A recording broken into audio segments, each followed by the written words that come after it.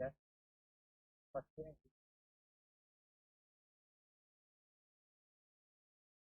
anu itu orang itu ditambah itu sementara sekitar ini. Sementara mesti 1% ya.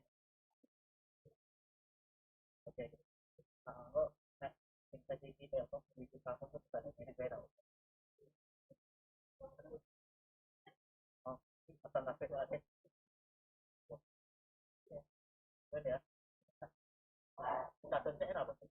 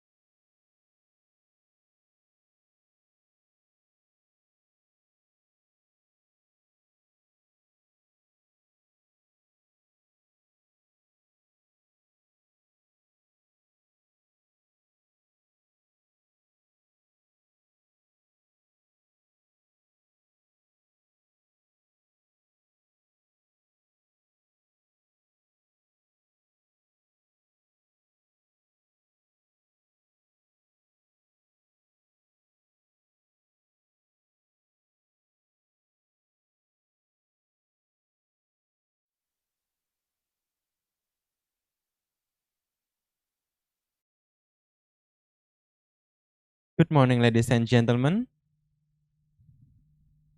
Distinguished guests, respected lecturers, and participants. Welcome to the Information Literacy Training hosted by the AMIKOM Resource Center. My name is Johannes William Santoso, and I will be your host for this session. First of all, let us give our gratitude to God Almighty for allowing us to gather here today in good health to take part in this important workshop. To begin our program, I'm gonna introduce our extraordinary speaker for this session. This session is about unlocking IEEE, how to write, submit, and succeed as a research author. It is my great honor to introduce our distinguished speaker, Mr. Alex Liu, Manager of Client Services Asia at IEEE. Alex Liu works closely with institutions and customers across Asia Pacific region, delivering customized learning opportunities about publishing with IEEE and conducting in-depth training on how to master best practices in using IEEE Xplore digital library. He holds a master's degree in information studies from Nanyang Technological University, and prior to joining IEEE, Alex served as an academic librarian at the National University of Singapore Libraries, where he gained over 9 years of professional experience as librarianship. With such a strong background in academic publishing and information services, we are very fortunate to have him here with us today. Please join me in welcoming Alex Liu. Thank you. Oh, you want to say?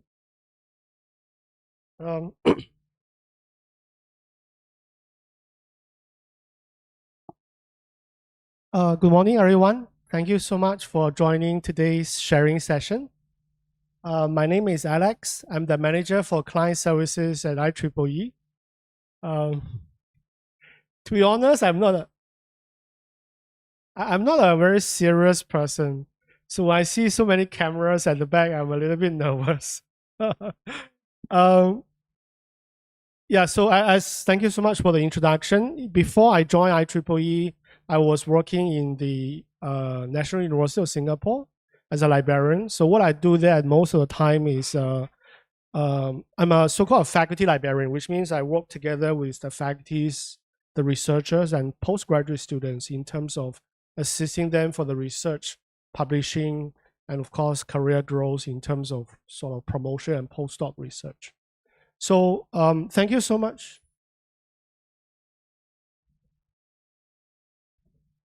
Thank you so much for taking your time this morning. I will take about 1 hour to go through the sharings, and we'll have some discussions about this particular topic.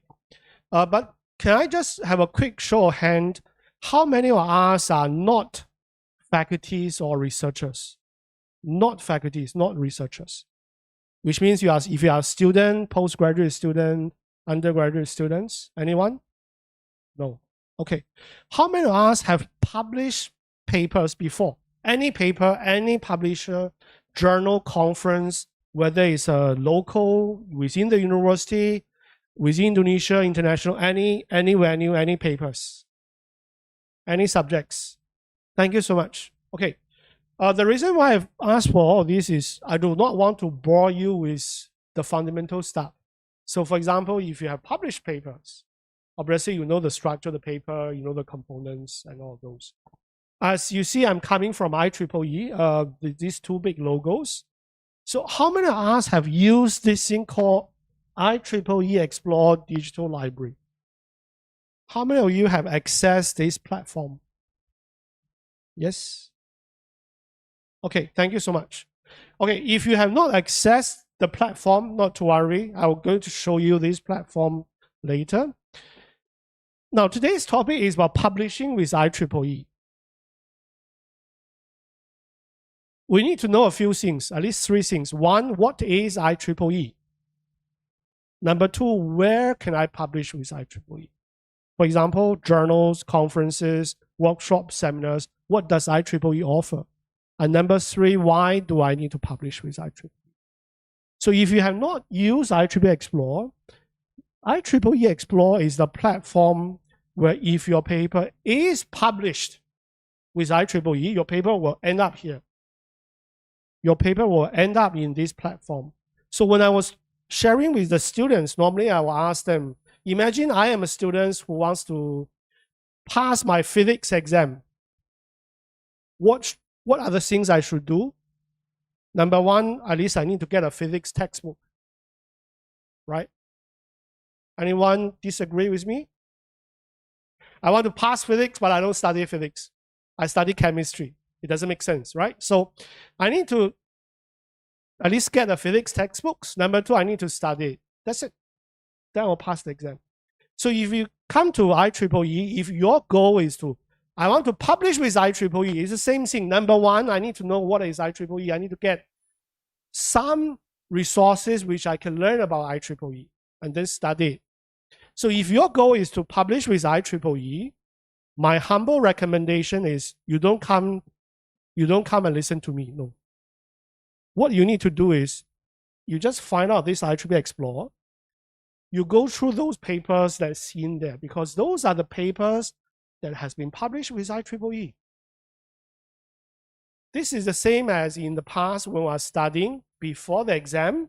What do? We will practice on the past year exam papers. Do we do that? I'm sure we do, right? So we use the past year exam papers to assess my own understanding of the subjects. If I can do 95 from last year's exam paper, I should have very strong confidence I can do well in this year's exam. So those papers that are published in IEEE Xplore are those that has passed the exam. They have been peer reviewed, they have been accepted by the journals and conferences. So read them, then you will know what are the things the journal is looking for, what are the criteria, what are the subjects, what level of the research the journals and conferences are looking for. As simple as that. So that's all I need to share today. It's a very easy job, right? So in order to occupy for the next 55 minutes, I'm going to talk about some other things which is related to IEEE, obviously. We'll start with the introduction to IEEE, which is the history. IEEE is what we call a society publisher. Have you heard of other publishers like Elsevier, Springer Nature, Wiley? Yes? So those are what we call commercial publisher. They are running as a business. Some of them, they even have stocks in, I don't know, New York Stock Exchange or London Stock Exchange. IEEE is what we call a society publisher. The foundation of IEEE is not publishing. It's not. The foundation of IEEE is the people. Do we have any IEEE members? No, none? Okay. On behalf of IEEE and on behalf of myself, because I'm a IEEE member, I would humbly welcome you to join IEEE. We are not enforcing anyone. You don't need to be an IEEE member if you want to publish with IEEE. Those are totally different subjects.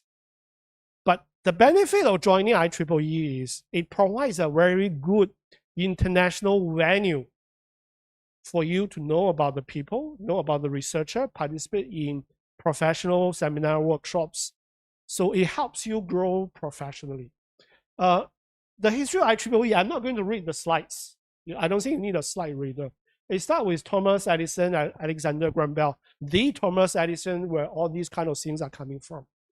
Right? So they started this thing called American Institute of Electrical Engineers. Now, although it's called institute, it's more like a interest club. So for example, I'm just making fun of them. For example, every Saturday they will come together to have a cup of tea to discuss about what's happening. But of course, they're not having a cup of tea. They're having very serious professional discussions, conferences, seminars, workshops. So as of now, this is still how it works. You might be wondering, why is Alex spending time to explain about this history, which is more than a century ago, right? I'm not interested in this. I want to know how to publish with IEEE. Yes, I'm going to answer that question. The reason why I'm explaining to you all about this is because of this. As an author, I'm sure you are interested in, oh, so which journal should I submit? Which conference should I go? Right? Because one of the commonly asked questions from the audience is, from the students and researchers, I have a paper, where should I submit? If you do not have that kind of question, please let me know, because I want to learn from you. This is a very common question. You have done your research, but there's so many choices out there. Where should I submit? Which journal? If you are coming to IEEE, my answer to that question is, you don't worry about the journal. That's not the concern. The concern is what technical societies. In IEEE, we have 29 technical societies. What these technical societies do is they have what we call specialized subjects. It's like in the universities. We have different faculties, different schools, different college. For example, let's say I'm interested in artificial intelligence. I will join IEEE as an IEEE member. I will also join this thing called Computational Intelligence Society, which is what AI is about. I will also join Computer Society.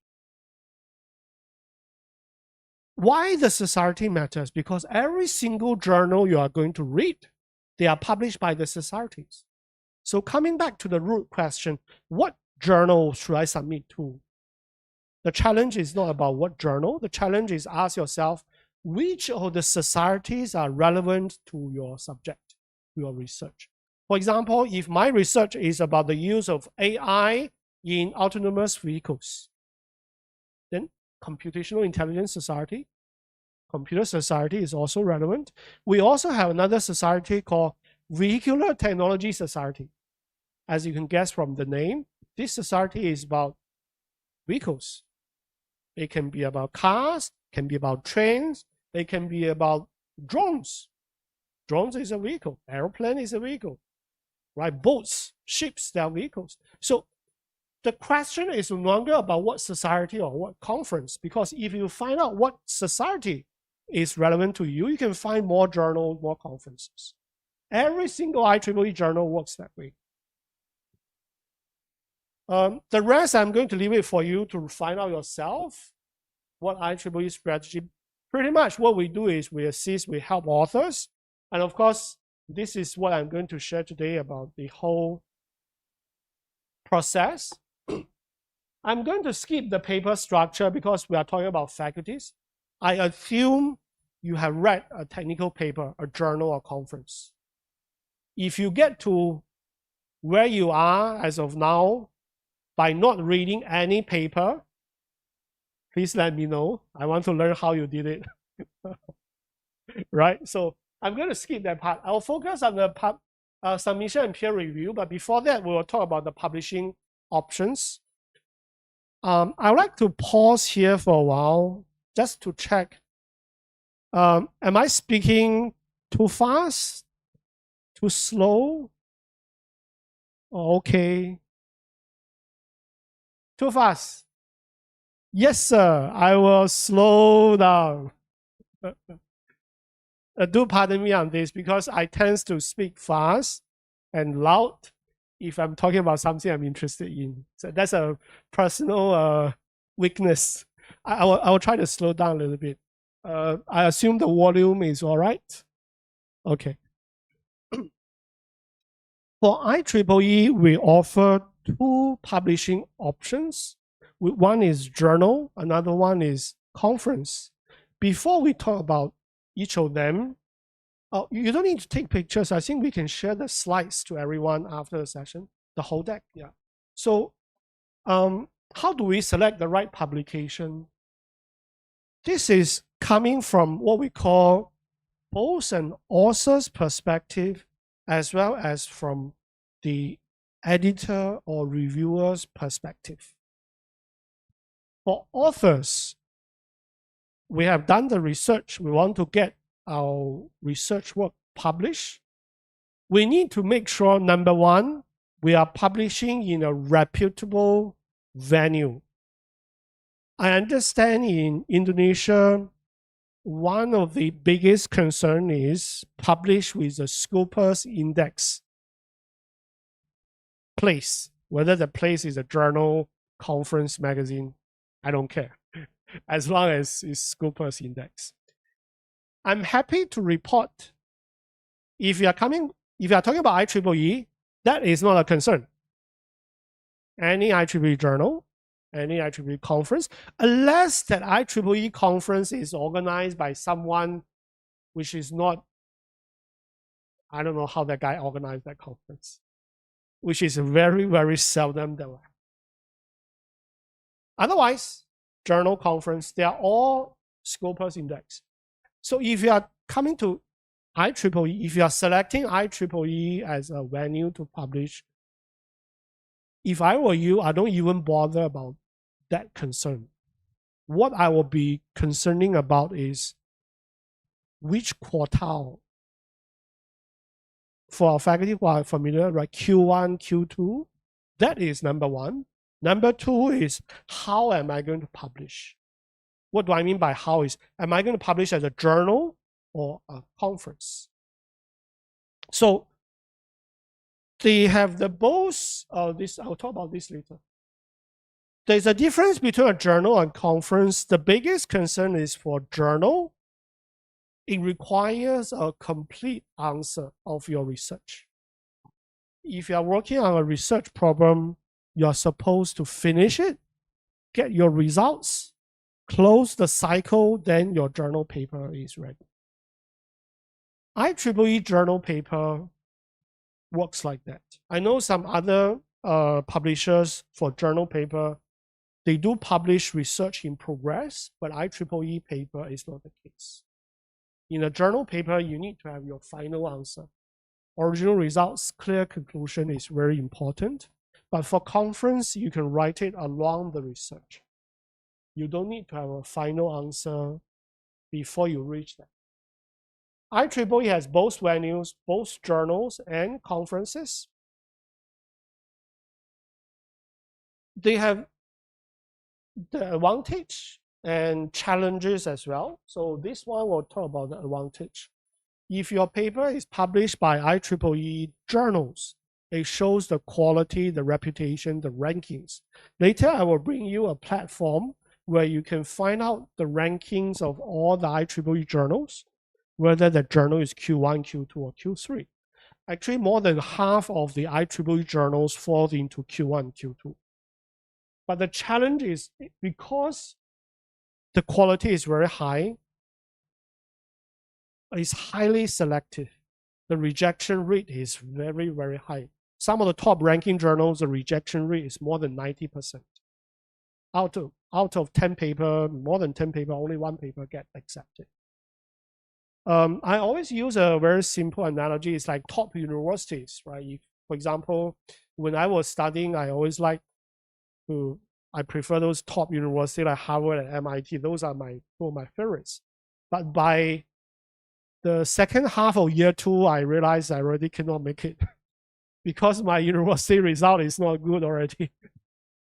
So, you know, before we apply to a top university, we need to assess our level. The same here is highly selective.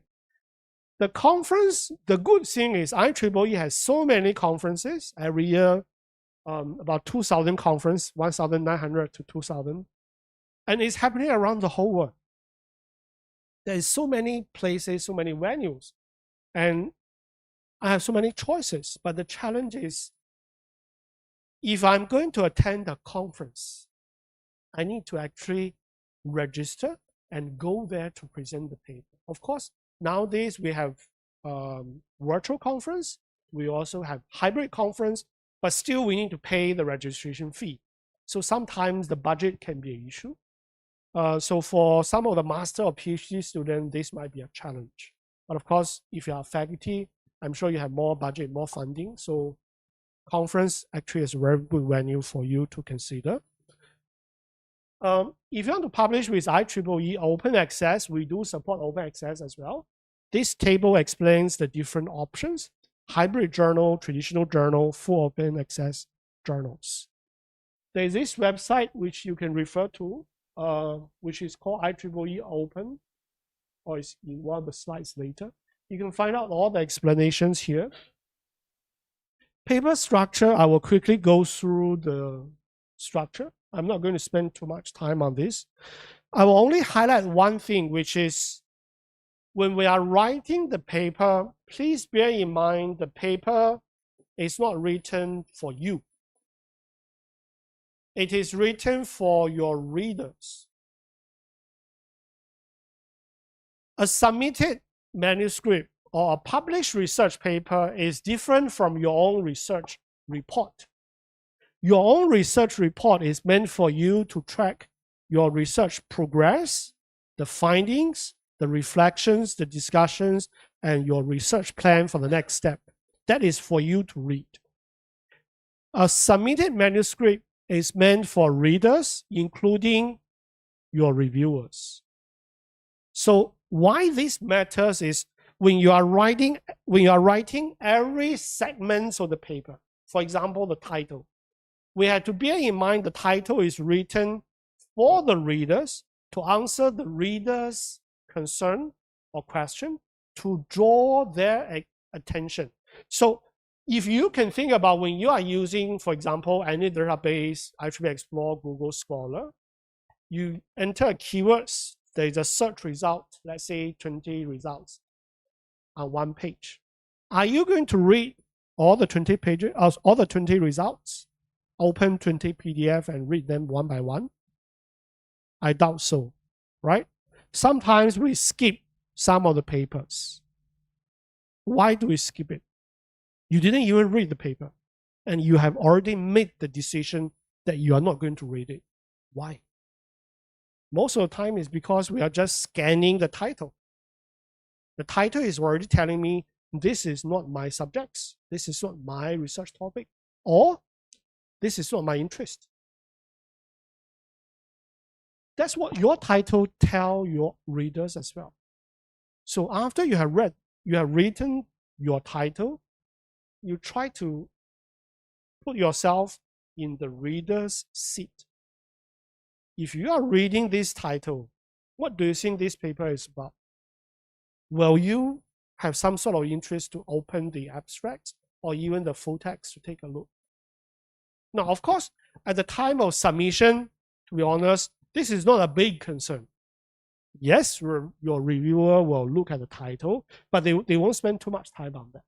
Unless your title is really too broad. For example, my title is a recent research on artificial intelligence. That's it. What does it tell me? It tells me nothing. Right? AI is everywhere. What research is about, on what subjects? On theory, on implementation, on data training, on application. It doesn't tell me anything. So that is a very bad title. So unless your title is like that, otherwise your reviewer will not spend too much time on that. But why is Alex spending a lot of time on that? Because what I'm telling you is the importance of the title is about another thing that happens after your paper is published. And that is what we call citation. Yes, your current goal is to get it published. For example, I can publish 5 papers a year. But after 10 years, nobody read my paper, nobody cite my paper. Am I a good researcher? I doubt so. My colleague John, he published 2 papers a year, and next year he only published 1 paper. It looks like I'm doing a lot of research, but if you give it some time, 3 years later, John's 2 papers gets a lot of citations, but mine gets 0. I'm not sure how, for academic staff, the promotion works in your university, but based on my limited understanding, for other universities, yes, they are looking at your publication list, but some of the top ranking universities, they are not interested in that. They are looking for your citation list. They are looking for your patent filing applications.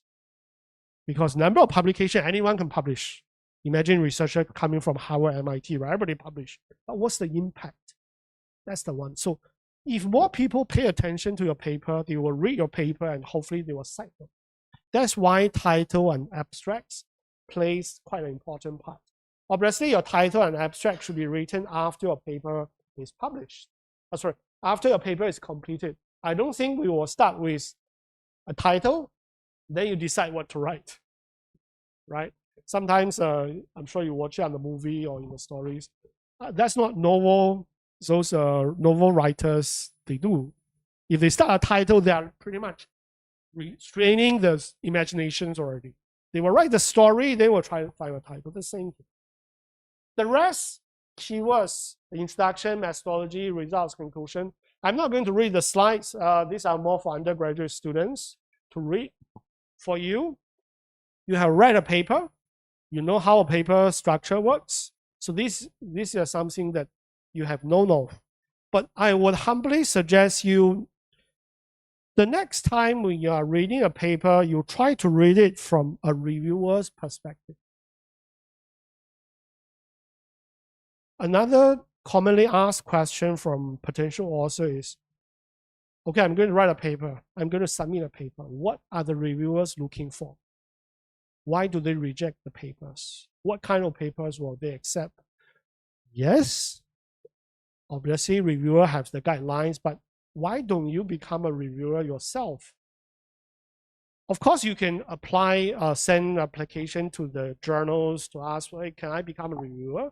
But nobody stops you to become a reviewer even as of now. All you have to do is read a paper, put yourself in a reviewer's shoe, ask yourself, if I am a reviewer, what are the things that I think the author has done well in this paper? What are the things the author should improve? Is there anything the author didn't explain well? Is there anything the author did a good job in explaining or describing the methodologies or analysis of data? If they are using figures and charts, are they using appropriate format? Should he use a pie chart rather than a bar chart? Why should he use a function or explanation or equation in this section? What is he trying to explain? You can ask those kind of questions even if you are just a reader. Reviewers are readers as well. They need to read your paper before they can criticize, right? Most of the time, when we are reading the paper, we are reading from a learner's perspective, which means we are reading the content with the purpose of learning what the researcher is working on. What kind of research problem, what research proposal, what research data or analysis the author has done. This is from a learner's perspective. You can read it from a collaborator's perspective, which means I'm reading this paper, his research may be on the same or relevant subject of me. If I am going to collaborate with him, what are the things that I can leverage on from this paper?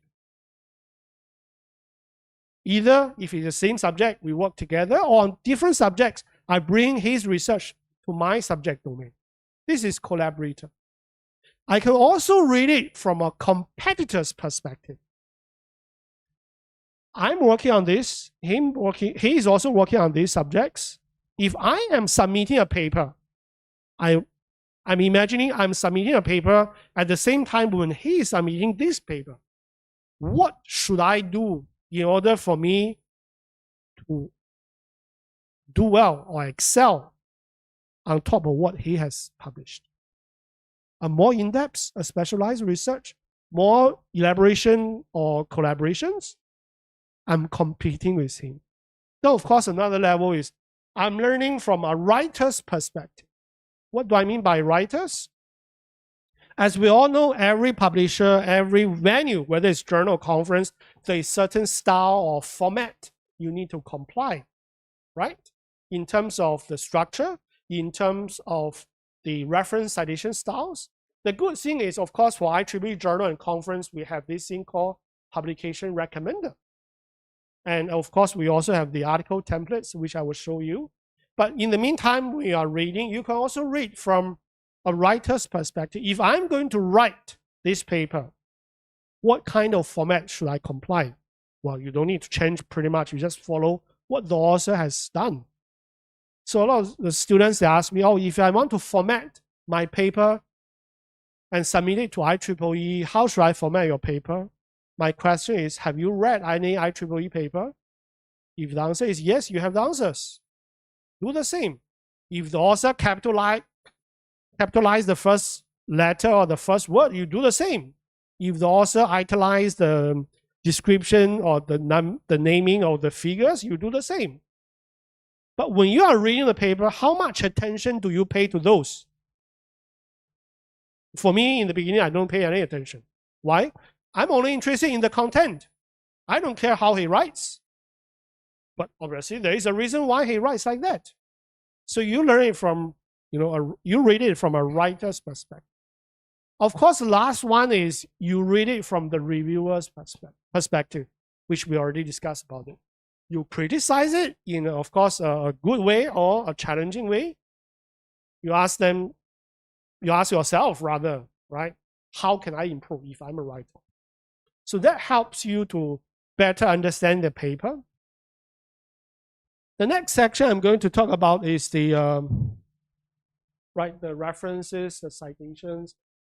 We suggest, or rather we welcome you to submit your data and programming code with us. Later I will show you the platform, how it works. So what it works is, it helps the readers to understand better about the research papers. Research paper is just the final findings. Along your research, there's programming code, there's research data. If you publish the programming code and research data with us, we will make it available to the readers as well. The next one, I'll go through the submission and peer review. But before that, I'll just pause and let's see if there's any questions about what we have discussed so far, about the journals, the conferences, the paper structure. Any questions? Yes, please.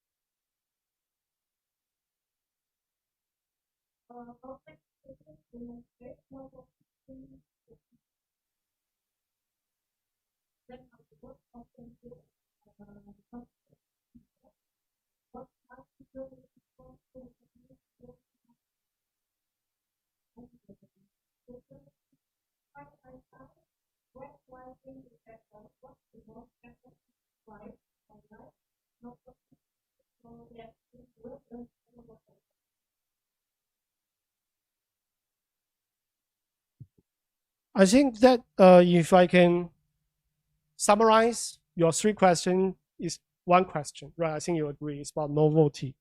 That is actually something which maybe I'll just quickly go through here. This slide. So I'll go through this slide before I come to your question, because this pretty much explains what you are looking for. So as you can see, this is what editors and reviewers are looking for. I will categorize everything into two groups. The first one is one group, and everything else is another group.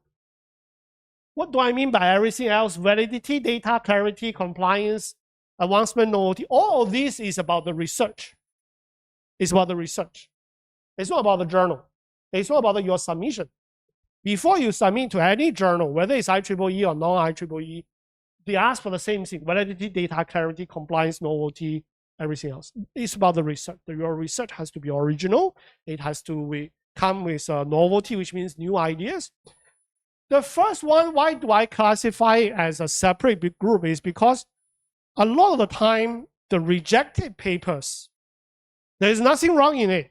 The rejected papers, they are doing correct, accurate research, absolutely accurate, but they are still rejected simply because there is a mismatch.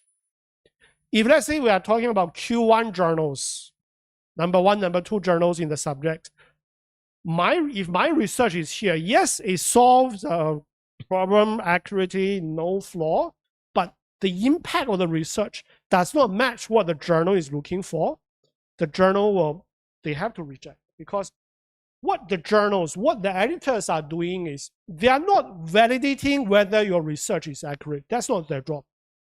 That's a very, very bare minimum of what they do. What they are trying to do is, they need to select papers that matches what the journal and the readers of that particular journal are looking for. You are readers. If you are reading a Q1 journal, you would expect to find impactful, new, groundbreaking, impactful research. You are not looking for just accurate research. That's the same what editors and reviewers are looking for.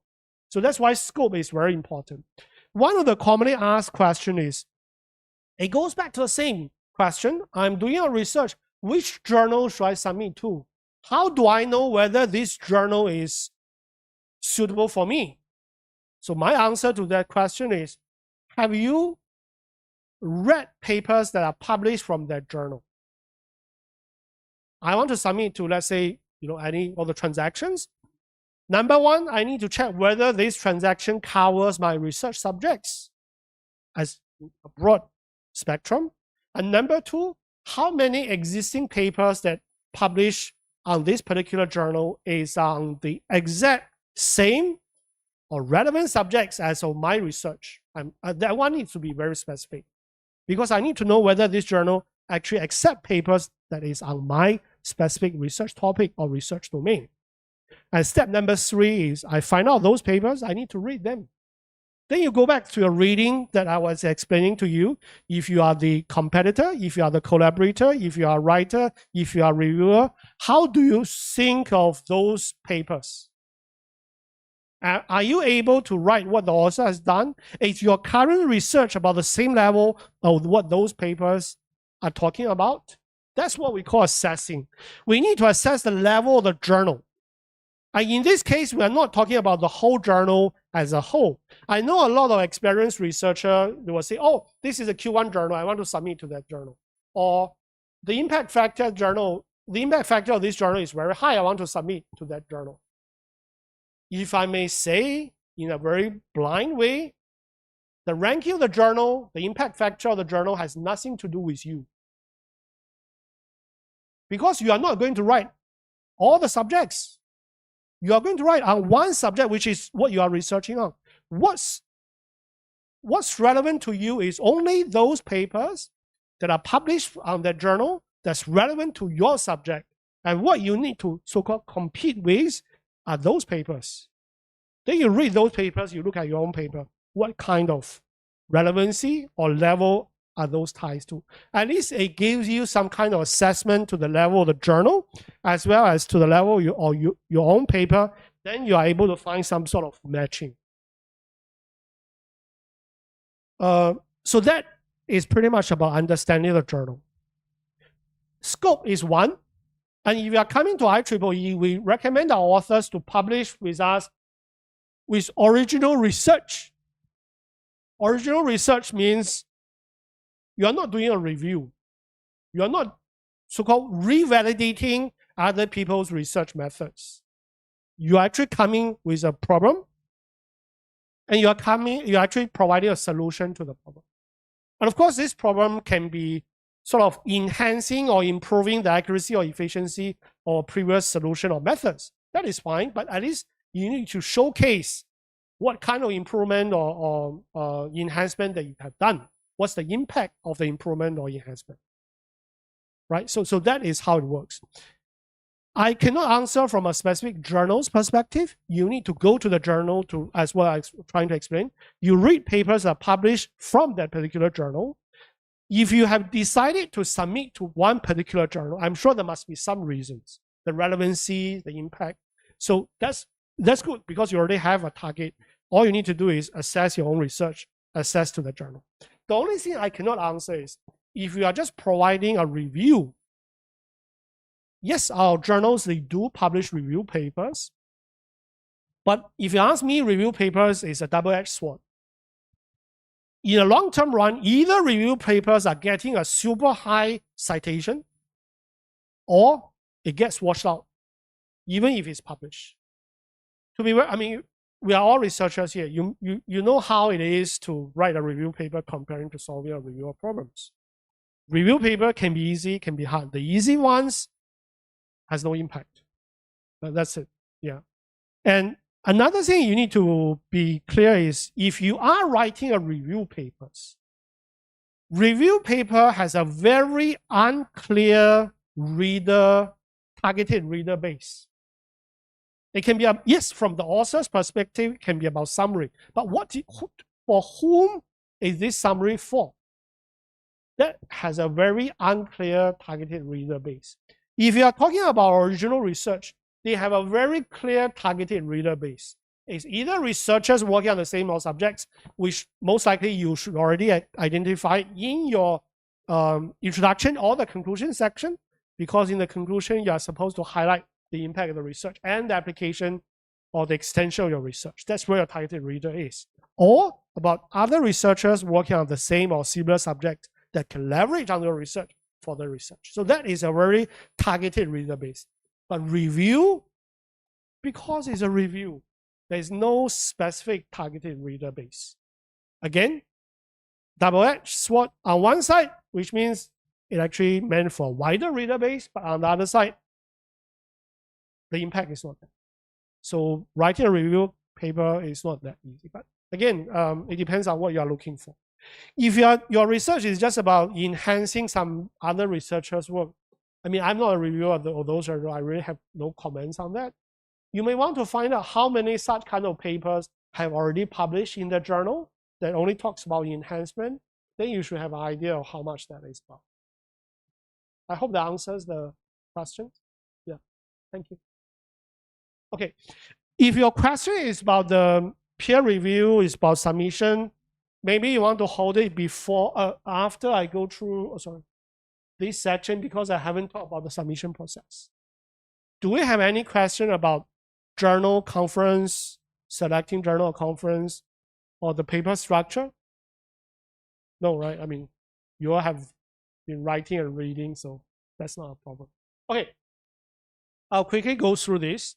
Nothing much special to talk about. There is a pre-screening to check the topic and the format. Then the peer review process. After that, the reviewers will give the comments to the editors. Editors will make the decision whether it's accept, reject, or revision. The only thing is for conference, if you are talking about conference, there may not be much time for revision, right? Because of the time. But for journals, do expect a few rounds of revisions. Reviewers will come back with reviewer questions. They will start asking what you have been doing, what are these components. Sometimes there can be very challenging questions. So in that case, you need to respond to reviewers' questions. Then sometimes you need to revise your paper, send your paper back to the reviewers, and they will review it again. Then what the editors are looking for, the process, we will assign at least 2, sometimes 3 reviewers to review the papers, and the reviewers will come back with reviewer questions. And we talk about what the editors are looking for, the scope, and the rest is pretty much about the research.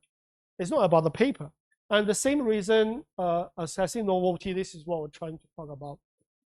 So-called novelty is as simple as new research methods, new research ideas, new research proposals, etc.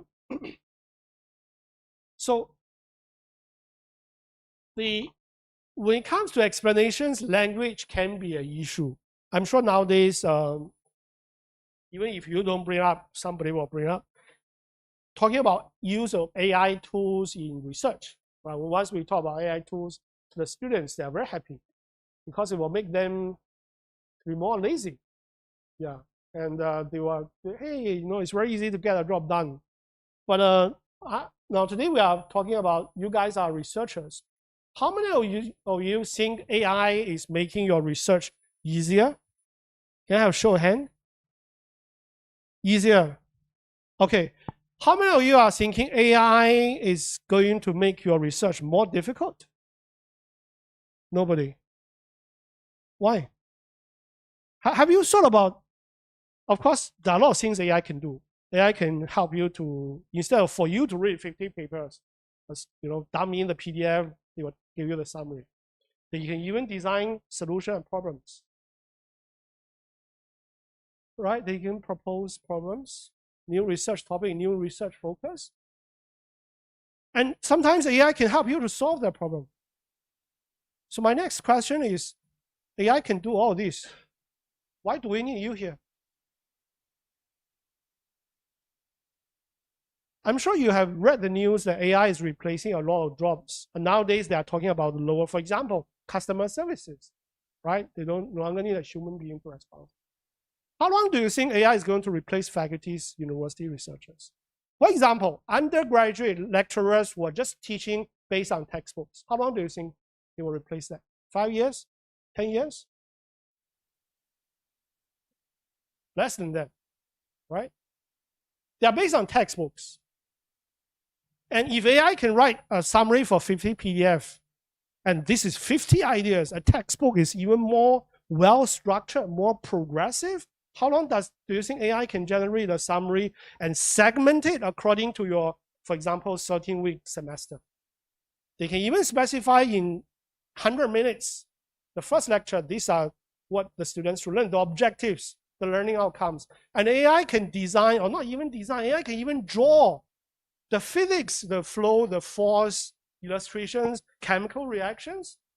I mean, the way they draw is much better than my physics teacher, right? So coming back to what we are doing, is AI literally making your research easier or more challenging?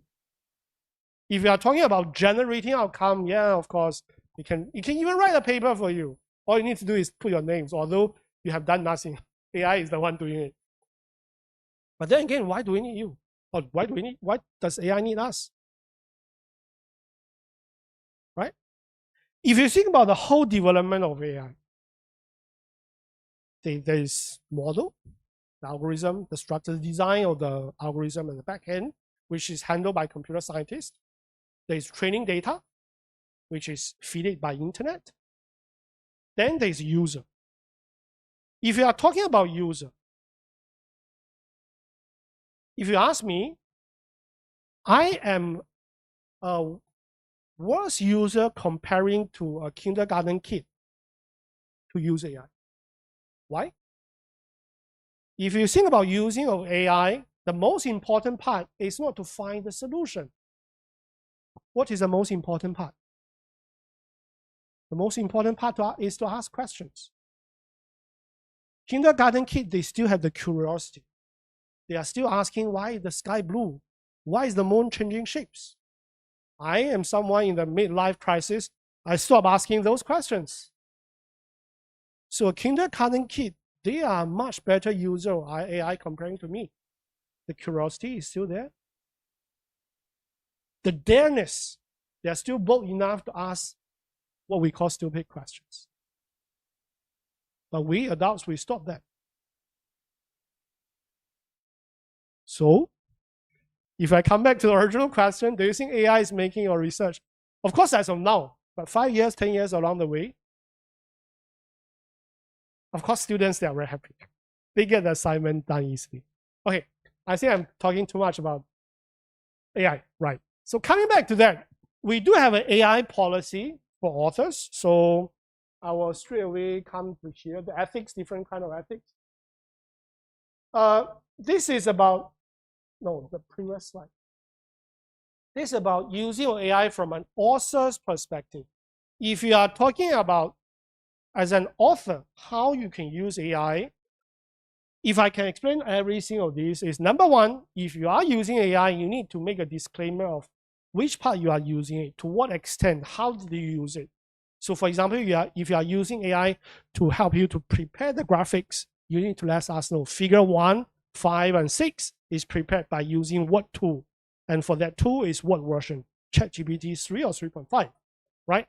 And of course, if you are using AI for help you to craft up your language, which I'm sure most people does, you also need to disclaim. But you cannot say part of this article's language has been crafted or reviewed or amended by AI. No, you have to specify which part, paragraph 1 to 5 or paragraph 6. You need to specify which components.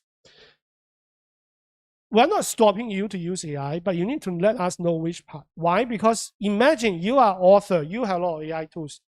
Don't you think at the reviewer, at the editor side, they have much more advanced, and some of the tools, they pay quite a lot of money of AI tools to help you to validate.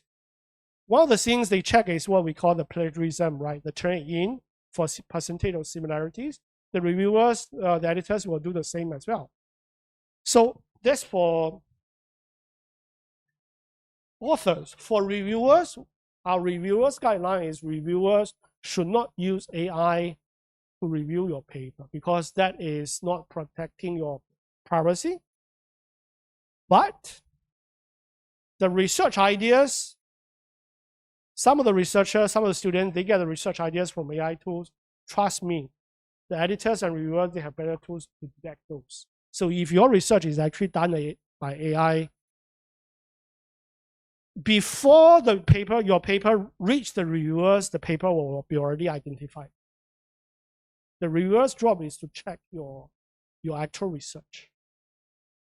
We are not going to play this so-called AI game like a cat and mice kind of game, you know, who is the one who has better tools. That's not the purpose. The purpose is still going back to yourself of, as a researcher, what is your purpose? What are you doing here? We don't need a postdoc student to ask questions to get an answer.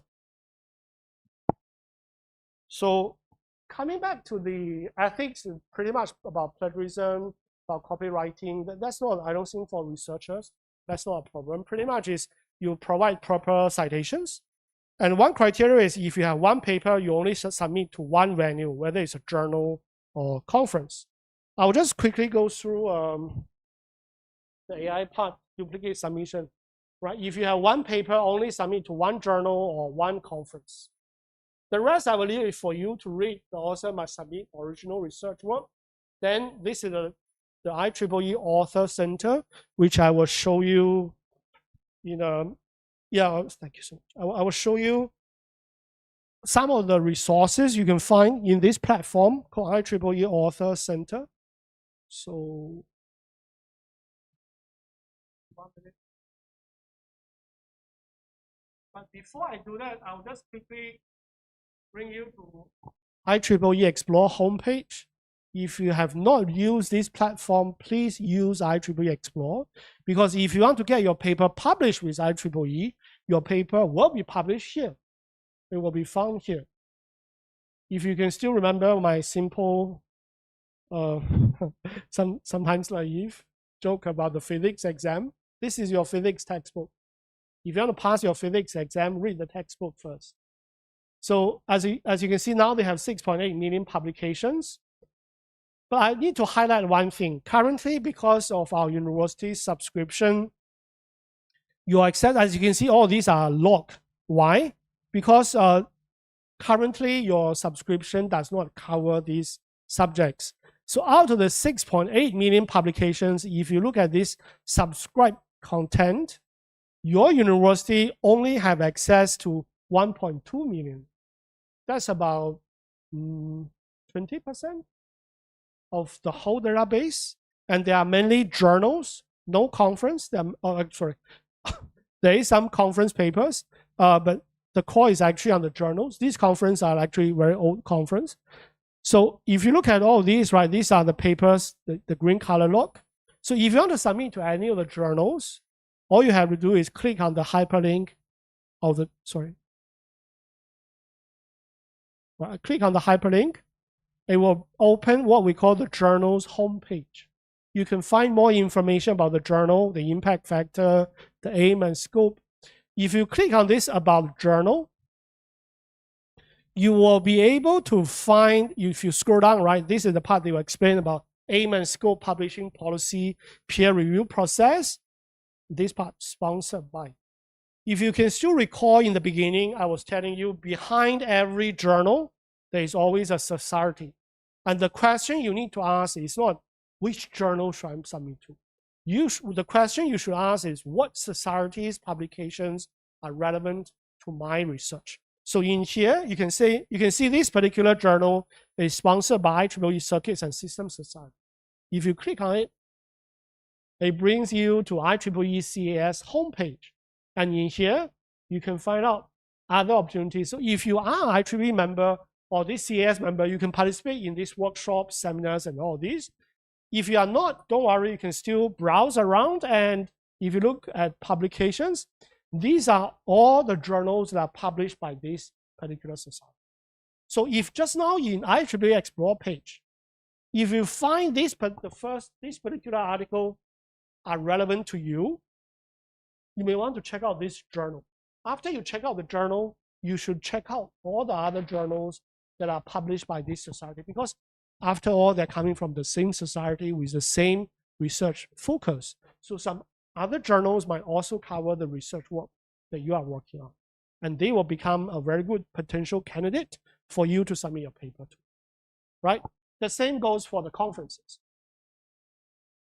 For a conference, I recommend you to come to IEEE Xplore homepage. You scroll all the way down here. You see upcoming conferences. And then they have this see all upcoming. If you click on this hyperlink, it will bring you to the complete list of all the conferences that are organized by IEEE. If you attend any of these conferences, for sure the paper will be indexed in IEEE Xplore and of course Scopus. But if you somehow find another conference somewhere else, it's not so-called also authenticated. There is a very good example. Let me show you. I came across this very interesting conference. I remember the URL, but let me find it.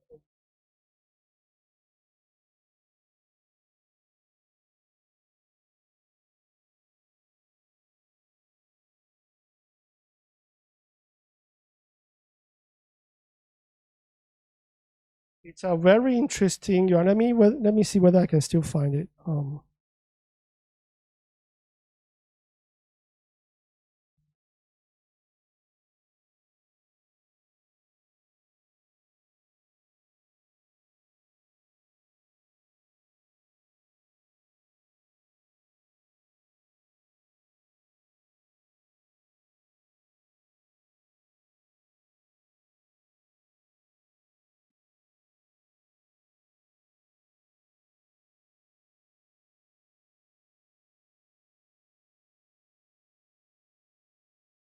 Oh, I forgot. There is this conference organizer who used the IEEE name, but not Institute of Electrical and Electronic Engineering.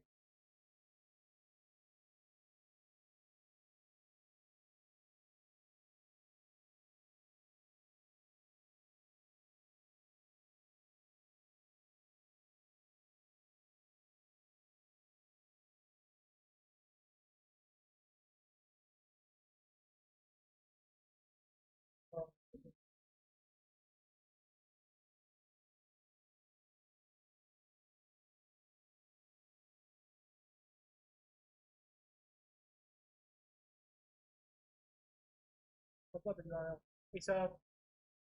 It's a sub-organizer from India.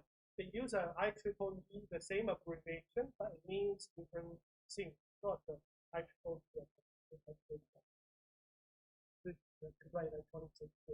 But this is the authentic IEEE. In here, you can, for example, go by location. Indonesia is having a lot of, as you can see, Indonesia is having 75 countries. For each one of them, you click on it, it brings you to the conference website. This is the conference website. This is the click on the conference website, and it's always a conference details. And in here, you can find out information for authors, important date, final submission. What's the deadline? Right. Conference date is here. This week. At top of paper, so this is IEEE conference. It's at the bottom of IEEE Xplore homepage. I forgot to mention for journals. This is the journals homepage. Submitting manuscript here. Just click on it. You'll be able to create an account, log in, and submit. Submitting is as simple as sending an email. They're asking what's your name, what's your email address, upload the manuscript, just go through the process. Then, of course, this IEEE Author Center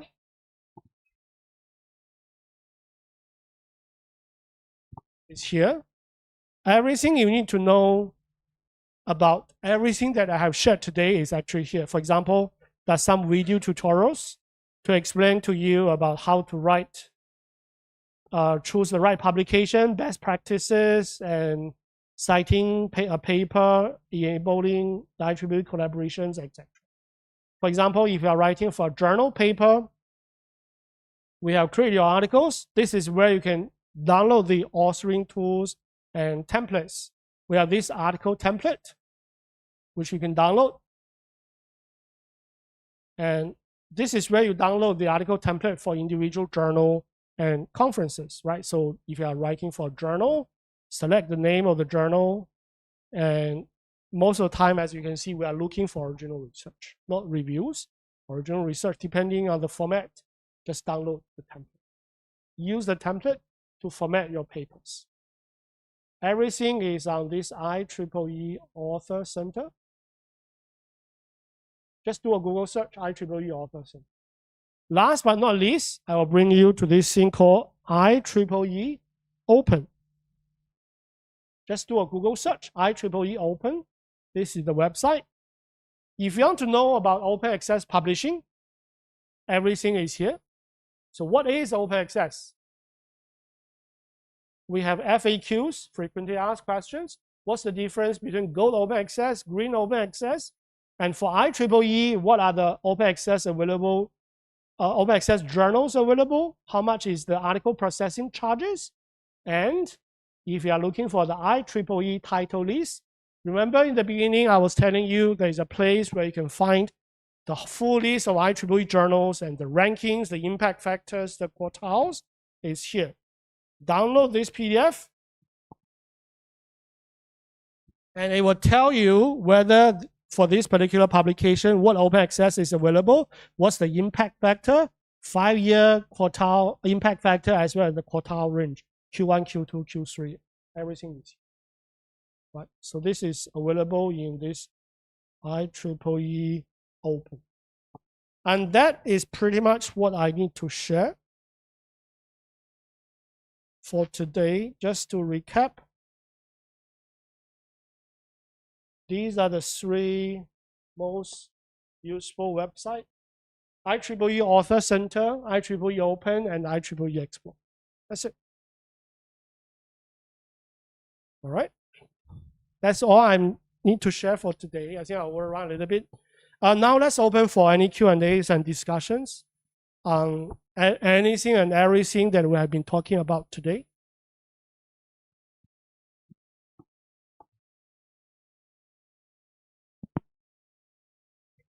Okay, thank you, Mr. Alex Liu, for the insightful presentations. Now we will proceed with the discussion or Q&A session, question and answers. If there is any one of you who would like to ask questions, please raise your hands and introduce yourself briefly, your name and your faculty, and then ask your questions concisely or briefly. Okay, anyone?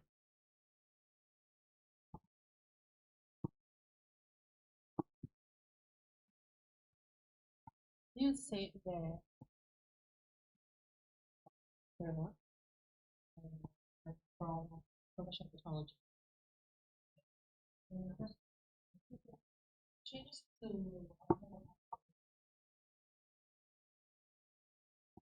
one in fact that's probably one okay. And it probably one The acceptance rate. then how do we what should we do to improve our because our the people from all over the world they have found that a people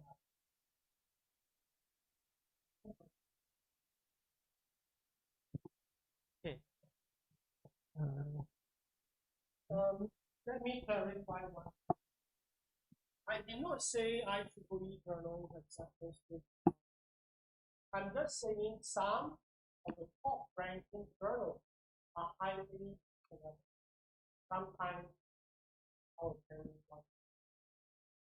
Please do not generalize the thing. And that I'm not. It is a common understanding sometimes you will take one thing to generalize. If we come back to what we are discussing about the whole process of submitting going through the field and is about match. If you are aiming for number one top ranking level, you want number one, number two, you need to be ready. If you do not want that kind of, if you want to submit the journal, if you easily accept it, then you have to lower your. Please stop there. Number one is about the journal, number two is about the research. So you're asking what is the chance of getting accepted or getting accepted in the top ranking? These are two different. Let's say your question is how to be accepted in the top ranking journal. Then my answer is because the ranking of the kind of journal is different. That makes sense. If you are looking for, okay, I just need to get my paper accepted, then what you do is you can access the different journal. One thing is you can, of course, use Xplore or you can use this kind of, you look for those 2, 3, or 4. There's no program to that. You go through those journals, you find out papers that published on those journals that are relevant for the subject group. Those papers, you ask yourself, how is your research going to go through? So I think it's harder. So do not be so concerned about, oh, this is top rank or this is low rank. As I was sharing earlier, the ranking of the journals is very ordered.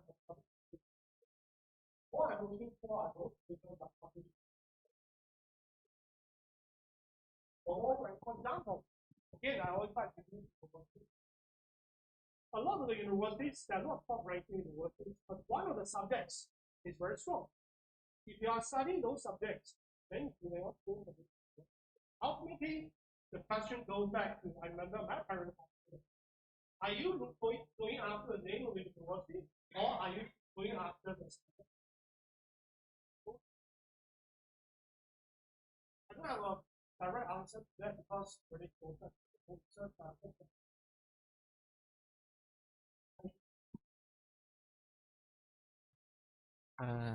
Is there any more questions? We would like to accommodate as many questions as possible. Okay, introduce yourself and deliver your question.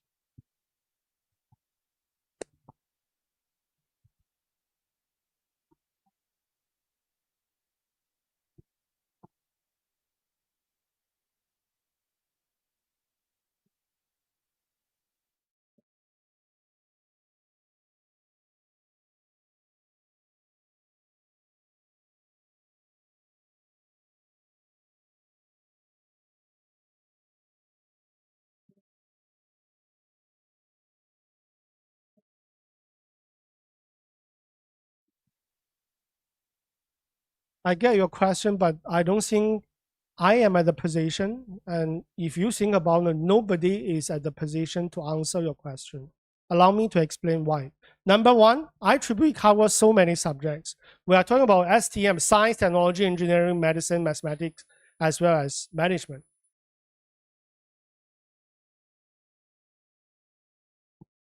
Is there anyone who is an expert in all these subjects? No one. One person, you only specialize in something that you do. And I'm not even a researcher in your subject, so I am not in the position of providing you how to find, where to find. If you ask me, my answer is always about reading. So, and this is one of the questions I ask my students. I ask the students, if you want to publish in IEEE journals, how many IEEE papers have you read? If you want to publish in one of the journals, I want to publish in one of the IEEE transactions in knowledge and data management engineering. How many papers from that journal have you read? And ultimately, I think this may not be the case in Indonesia. I travel pretty much around the whole Asia from Middle East all the way to Japan, Korea. This is a common understanding in some countries and to a certain group of people, which is the job is to publish. The aim is to publish. That's totally wrong. Your paper is published is just one of the outcome. It's not the goal. The goal is your research. Because if you think about the paper that you are publishing, it's only a report of your research. And that's why just now I was going through the slides about what the reviewers are looking for, why paper rejects the paper. You notice I'm not talking about the paper. I'm talking about the research. I understand the pressure of faculty. I need to publish in a Scopus Index. I totally understand that. But don't you think you are chasing the wrong goal, right? So sometimes, am I on the record? Can we turn off the video recording? No, I'm fine. I'm just kidding. I'm not a serious person. From the management, we understand where they're coming from, because in order to measure the outcome, published papers is much easier to assess comparing to actually look into the research details. There's no way they can look into the details. It's relatively easier to see how many papers published. But coming back for ourselves, it is about the research. And that's why when I was sharing the students is, your whole idea, I'm talking about the students, the whole idea about publishing is not about at the stage where the research is done. When they're writing the paper, then they start, oh, where should I submit my paper? That's too late. The whole idea of so-called publishing is starting from the time where they are still discussing with the professors or supervisors to identify the research topic. You all are faculties, you have done research, you also coach your students. I'm sure you ask them, you need to do some readings before you decide, oh, I want to do research on this or that. While they are reading the first few articles, I remember at my time, nobody pay attention to where this journal is coming from. Who is the author? We don't pay attention. We are only reading the paper from a learner's perspective. I want to know what topic, what methods. But at that time, the student should already be looking at, oh, yeah, this paper is relevant. What journal is this published? What other paper does this journal publish? If you come to IEEE, what societies? So along the way, you have an understanding of, for the direction you are going, for the research you are moving forward, what are the existing research? What's available? And where am I? Everybody wants to publish in top-ranking journals.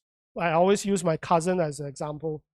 He graduated in, I would say, maybe a tier 4 university. I was joking to him, do you want to go to Harvard? He wants to go to Harvard. But there's no way he can go to Harvard. But there's nothing wrong for him that he wants to go. There's nothing wrong, right? Everyone has dreams, has admirations, and all those. There's nothing wrong with that. But we need to understand, if we are here, we aim for what's the best in here. The good thing is, the management only asks us to publish in Scopus Index, right? Everything is Scopus Index. Yes, I want to publish in Q1, but there's no harm for me. My first paper is published in Q3. Is the university going to fire me? No, it's published in, after all, it's IEEE. It's not that bad, right? your first paper can be in Q3. You find out what is available there. You know more people, collaborations. Indonesia universities have been doing a lot of collaborations with overseas researchers. They have funding, they have equipment, they have money. You can collaborate. Next paper maybe in Q2 or okay, still in Q3, but you keep working on it. The reason why I say your aim is to publish because that's a very short-term goal. It doesn't mean, oh, you publish in a Scopus ranking index papers, that's it. I'm secure for the rest of my life until the day of my retirement. No, if that is the case, then forget whatever I'm saying. Just aim for any journal because you're safe to retire, right? So if your case is you want to continue your research, make a progressive plan.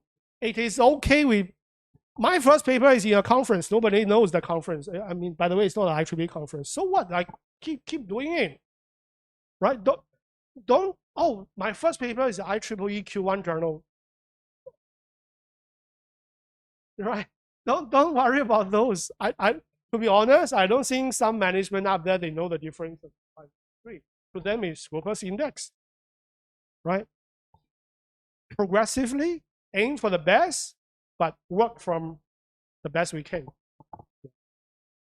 I really don't have an answer. The best, okay, if you are if you are talking about how to find the most relevant, the most updated content, there is something that we can do. I mean, you can do is in IEEE Xplore, right? Where is that?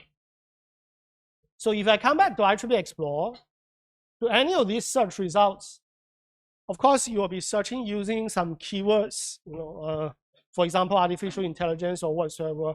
They have this sorting option by newest. So the newest will always highlight the new publications related to your subjects, right? After you have used some keywords. Once you have done that kind of search, you click on this set search alerts.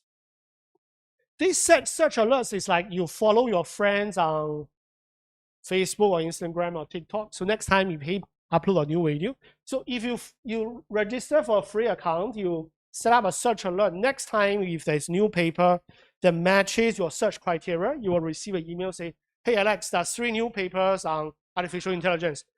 There's a direct link. So you keep reading, you will know what's happening. So at least you know what are the latest research, or rather the latest paper that has been accepted by IEEE. It has 2 benefits. Number 1 is you will know what's the newest research. And number 2 is when you are doing your research, I'm sure you keep reading new stuff. And sometimes this is what I was told by one of the graduate students. He was assigned by the professor to work on certain subjects, but along the way he was using this feature. Along the way he realized that somebody has already published a paper that answers his research. So by that time he needs to discuss with the professor to change the research topic, because he's reinventing the wheel. Somebody has already published a paper. If he did not read the paper, he continued for another 3 months, write a paper, straight away the paper will be rejected. It's a waste of time. So this one is really helpful for you if you are tracking new publications. And of course, by reading the new publications, you have some ideas of what's recently happening. Yeah. I don't have an answer for that. Thank you, I'm just kidding. So don't worry whether it's I think this title is, yes, the Q1, Q2, Q3. Even if you publish with the Q4 journals, it's still IEEE. It's still much, much better than a lot of the other journals out there. And everything is Scopus index. If you are thinking about this Scopus index, this is a very, very bare minimum requirement. Yeah. Right. Any other questions? Thank you. I hope I'm off the record. Nobody is recording me. Don't send me to the court.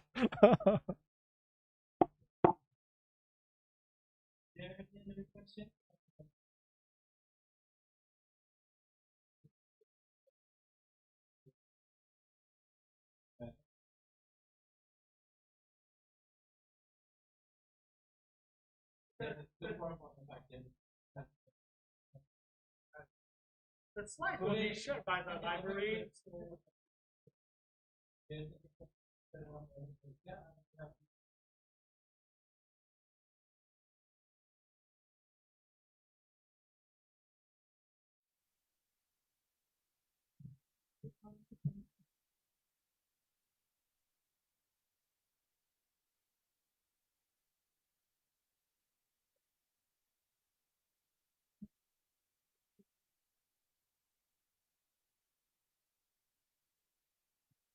For IEEE, we don't care. Sorry, we don't look into the details of single author, double author, 10 authors. It's about the paper. It's the research. Yeah, it's the content. Yeah, yeah. And actually, along the way, we are a little bit loose.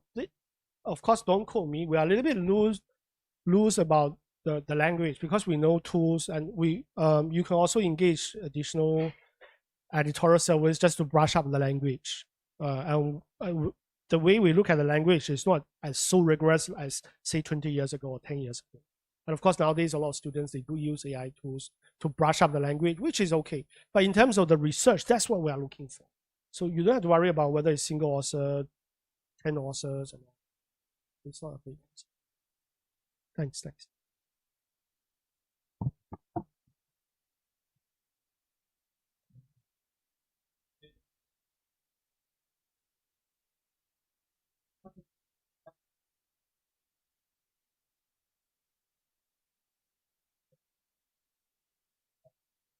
There any possibility for collaboration?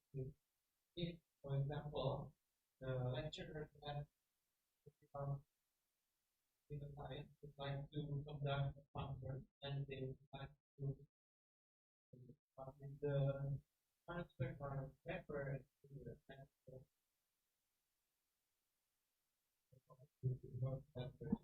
So,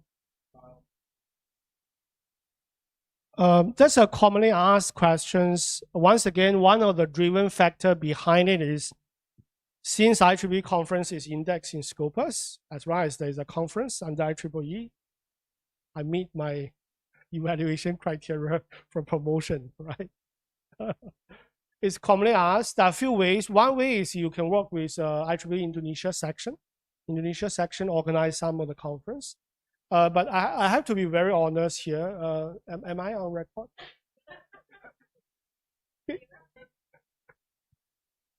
Okay, if you are, is it recording? Okay, then I will give you the official answer. There are two ways. One is collaborate with our Indonesia section, because Indonesia section also organize some local not say local, but hosted by our Indonesia section, but they're also international conference. They are inviting overseas authors. Another way is you can also work together closely with in IEEE. If you look at it, right, there's this conferences and events. So this is IEEE homepage here. IEEE. So if you click on these three dots here, there's this conferences and events. So you can either find IEEE conference near you, virtual conference, or plan a conference, as you can see. So if your aim is to plan a conference, you can go through this channel. This is the official IEEE conference channel. But that's the official answer. Thank you. Yeah, that would be a very exciting opportunity. Like to organize a conference. Ya, bisa ini kolaborasi dengan teknologi dan continuingnya, the quantity to be indexed focus, right? And quantity to be indexed focus. Jadi, this is a very good opportunity Bapak Ibu ya. Dan kita apa-apa to the university. Okay, is there any more questions? We have 5 more questions, right? 3 more. 3 more questions. Is there anyone?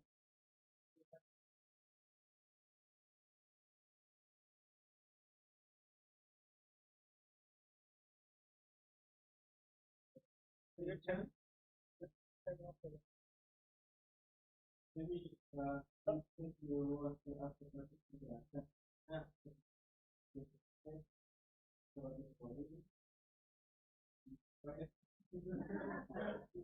don't be shy.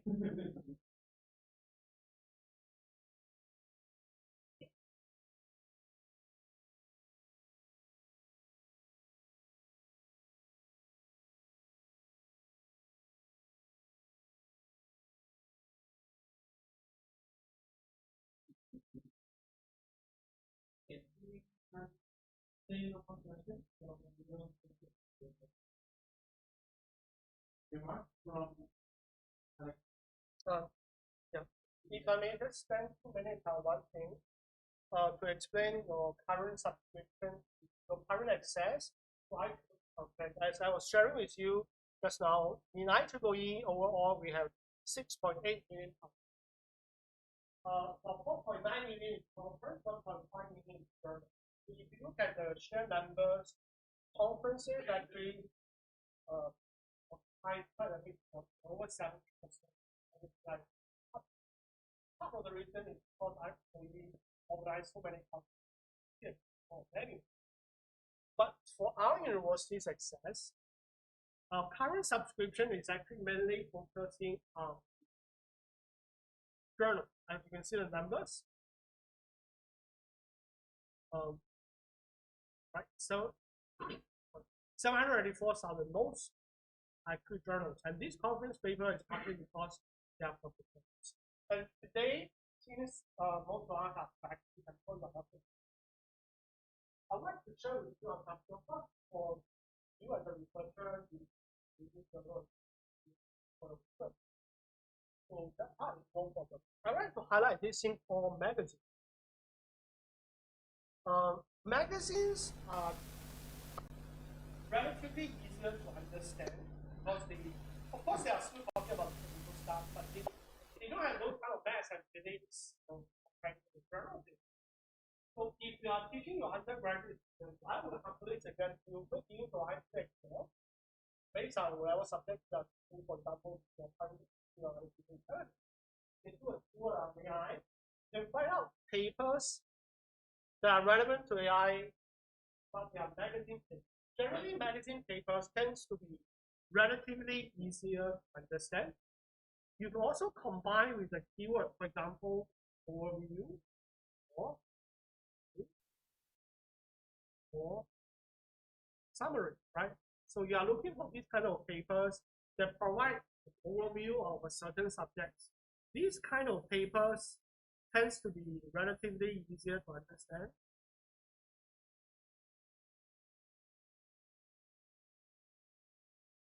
And open it here.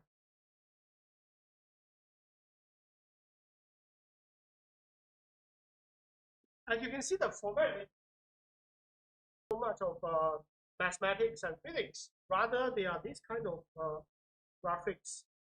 It's relatively easier for undergraduate students. We put in a table of consistent connecting each other for that. Of course, this is relatively easier. So magazines are actually a very good supplemental reading material beyond your textbook or intellectual notes. Make use of this, and sometimes it's actually good for the students. It's relatively easier to understand.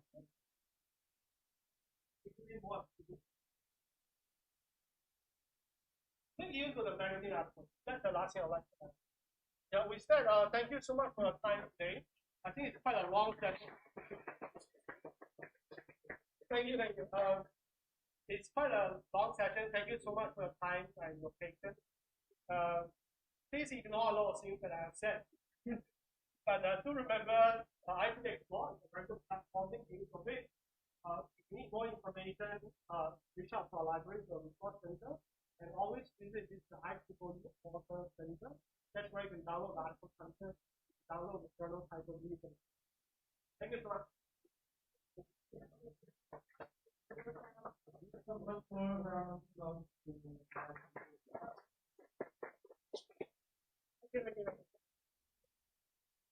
Thank you also for the question and the participation, and for for the comprehensive discussion on the presentation. We would like to provide aspects of that to present a souvenir to Mr. ISP. Unfortunately, Dr. Hagen is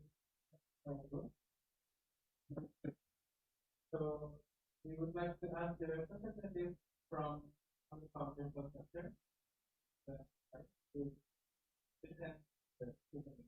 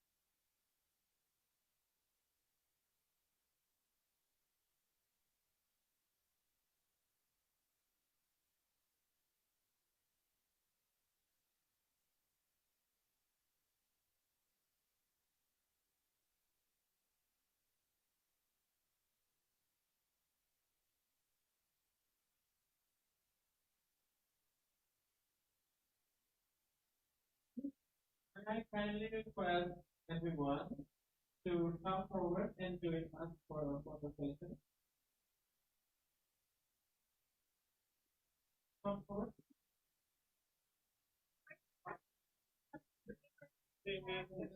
Oh, okay. So I'll just stand up and the photographer will take the photo from the top.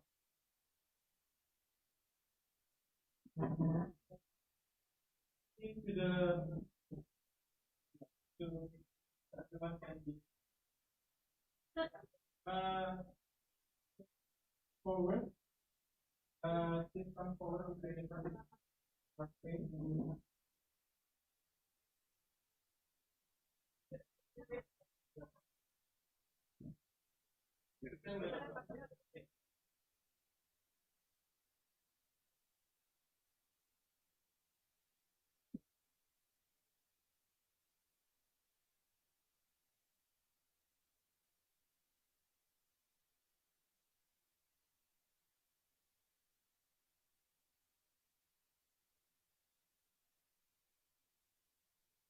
From the second slide. Like this. Holding the word. Oh, that's the globe, right? Yeah, I think yeah.